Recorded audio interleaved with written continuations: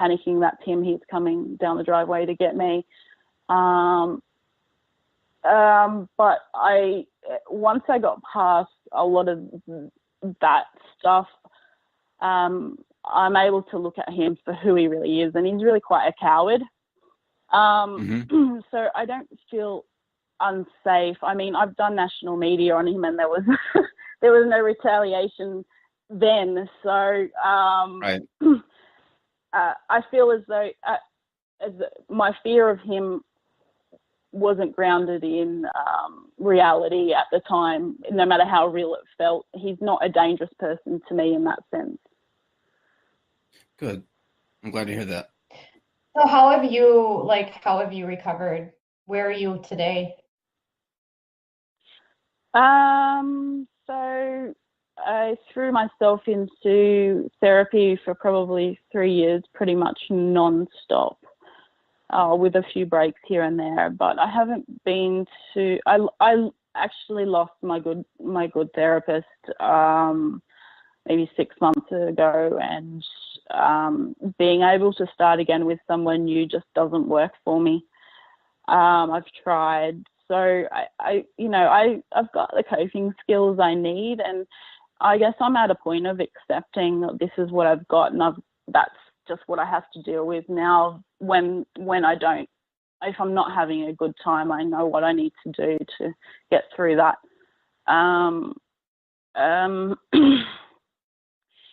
The biggest effect is that what causes what is an issue here. I have significant fatigue issues, as well as the kind of PTSD stuff, and where one's feeding out it's a chicken or egg situation. So that's my biggest challenge, and I still can't work because of these things. So. How are you in terms of, and if this is too personal of a question, please feel free to just not answer. Are you able, do you think, to get to the point where you are going to be able to be open to like a new relationship and build that trust back up with someone, or is that just something that you're just? Yeah. The problem with that is that I have a very specific type of person I'm looking for, and I know exactly what it is, and that's not easy to find. It takes someone with a heart of gold needs to be with me, and just generally speaking, there's stigma about not working and having mental health issues, so that crosses off a lot of people off the list. Also, I live somewhere where it's not heavily populated, so there's all sorts of barriers with me finding the right person. Sure. But yeah, and that's okay. Right person will be fine. That's completely okay. So there's actually one really good thing that when I get triggered, sometimes it's for a good reason. So it can tell me something about someone that, it can be a little bit of a red flag, and I go, oh, why is that person making me feel PTSD? And quite often it turns out to be quite a good warning sign. So I have a quite good radar now. So you've learned obviously a lot about yourself, and oh yeah, I'm a completely different person. It's where it's quite confusing because I have all these limitations, but at the same time, it's completely changed who I am in a lot of positive ways as well. So it's a bit confusing like that sometimes.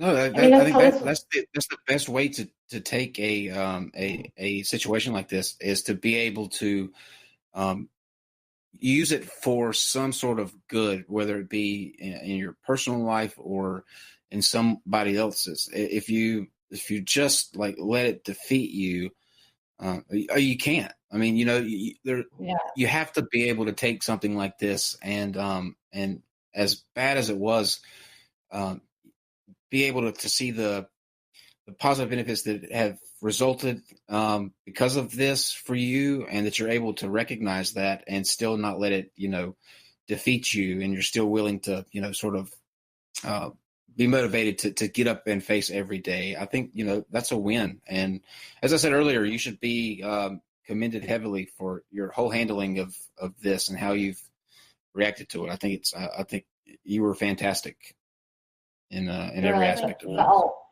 You're the ultimate survivor. Absolutely.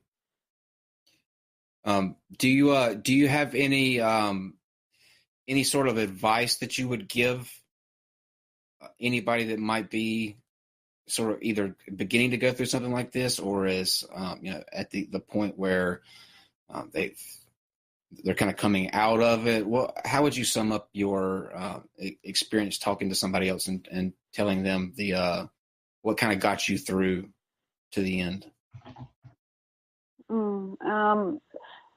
Well,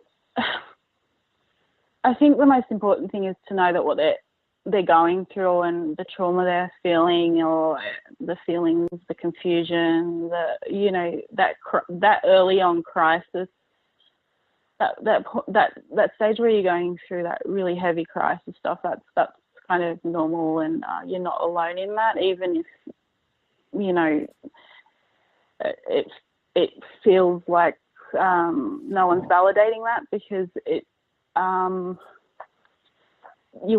is difficult to find that validation. Also, if it's possible, you need to find the right professionals to help, and that can be, if I was traumatized by one of them, early on, because she didn't know what she was doing, and it's to get back up again and find the right person. And my goodness, when you're going through that's really tough.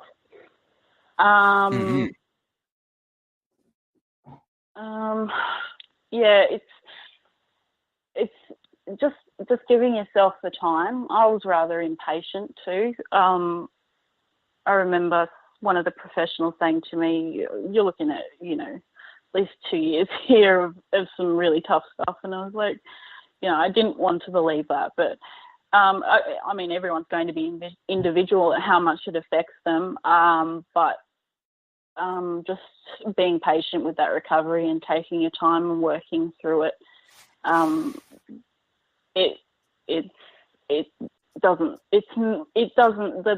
crisis part doesn't last forever, and that's hard to see when you're in the middle of it. And I think also it's just important for other people to know if they come across someone who's going through these issues, whether it's a family member who's offended, or a partner or a relative who's been offended against, that finding that balance between protecting yourself from the harm, but also supporting the people around you without them feeling like they've been left out to dry because nobody knows what to do with them. It's really, I think it's easy to go pointing fingers and saying, "Oh, people victim blame and people are not supportive when they should be," but there's some good reasons why people don't know what to do in these situations, and that's why this conversation is important. You might be scared of saying the wrong thing perhaps, or not know what to do, but there's nothing wrong with using phrases like, "What can I do to help? Do you want to talk? Tell me if I say the wrong thing. Do you need a hug? Call me if you need anything." Those phrases are not ever going to be harmful, and they let that person know that you're there for them. And they might not take you up on that offer, but at least just them knowing that you're there makes a huge difference. Well said. Yeah. Well said. Steve, do you have any? I know that as a father, do you have any thoughts that you want to add kind of medical? It's hard for me to wrap my head around these types of things as a parent. Obviously, my daughter's at that age now where the potentiality for things happening are always on my mind. Obviously, I mean, she's studying high school.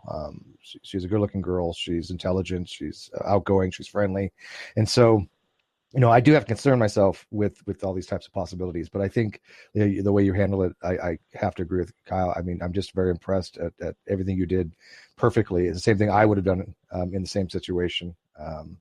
So I just, my heart goes out, and I think that what you did was brave and honorable and ethical and exactly what I would have done. Absolutely. And Katie, any last minute? You are amazing. And I'm so glad that you reached out to me, and you are so brave. And I cannot wait to put this story out on my column and just, let more people know about you and everything that you've done. And I think, good.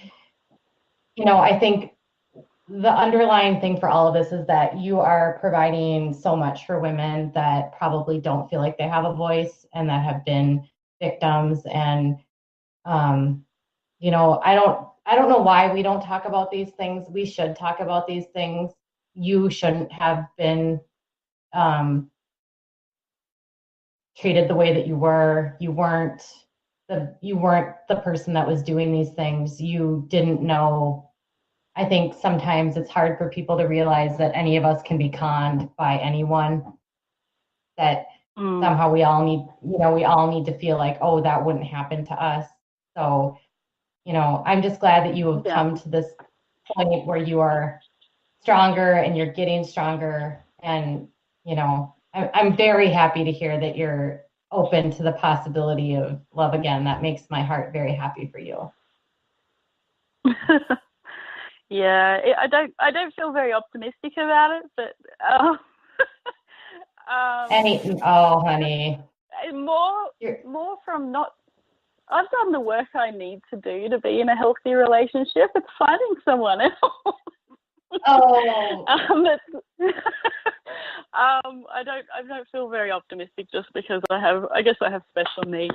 But I have my dogs, and I know lots of people are dog people out there, and without them, my goodness, I don't know that I'd be here. I really don't know I'd be here without my dogs. So you're saying you got the dogs in the divorce?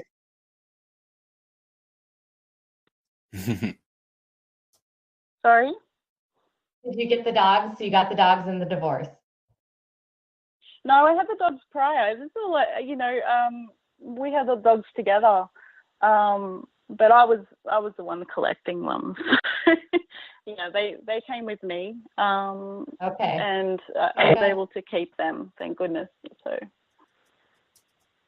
I echo their sentiments. I think that I'm very glad that you decided to come in and share your story with us. I know it's not easy, and I'm like extremely humbled that you consider our show something that you watch outside of being on it. That was a huge compliment, and I really appreciate that. It's nice to hear from anyone, but to sort of feel like you maybe get some joy out of what we do after what you've been through is pretty humbling. Yeah, it's so much easier to find like-minded people online than in real life. And so, when you find that little niche of people that, like I wouldn't have approached you guys if I didn't feel I could have a safe conversation. Like no way would I do something like 60 Minutes again. It wasn't worth it. When I say it wasn't worth it, I mean like it wouldn't be worth doing again.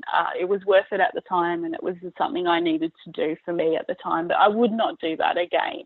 It was too much. Like that kind of exposure was huge.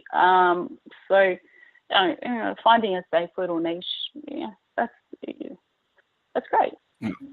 And also it's just taking it into another country as well. It's a bit more abroad than it had been before. So We have a nice little community, I think. We have a very nice community. Just because I'm curious, what was it that brought